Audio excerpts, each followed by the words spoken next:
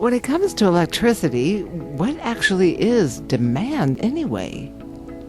One way to think about the concept is to relate it to traffic.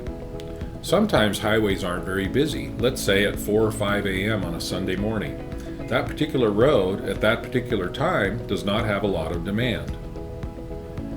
But at 7 a.m. on a weekday, when everyone is rushing to get to work, those 6 lanes are packed to capacity and they are at peak demand. No matter what, there's only one highway, and whether it's 4 a.m. or 7 a.m., that highway needs to be big enough to accommodate the peak demand of traffic, which would be rush hour. The same is true for electricity. At 2 p.m. on a weekday in the average household, there probably isn't a lot of energy being used. Mom and dad are at work, the kids are at school, but let's say 5 p.m. hits and your programmable thermostat comes on. Then you walk in and turn on your lights, then the TV, then the oven and the stove to make dinner, and maybe you start running the dryer to get Billy's soccer clothes ready.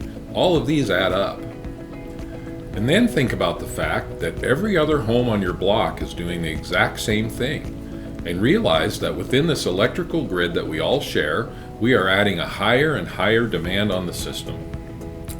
Let's go back to that traffic concept. Think about what happens when there's too much demand on a highway.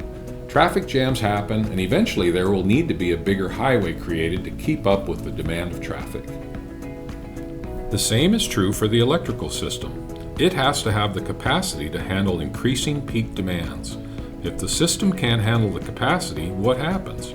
You get power outages. In reality, though, that's not going to happen. What does happen is that our power provider charges us a premium on energy distributed during those peak demand times. If we can lower the amount of demand we're putting on the system during those times, then our bills are lower. And if our bills are lower, you save money as well.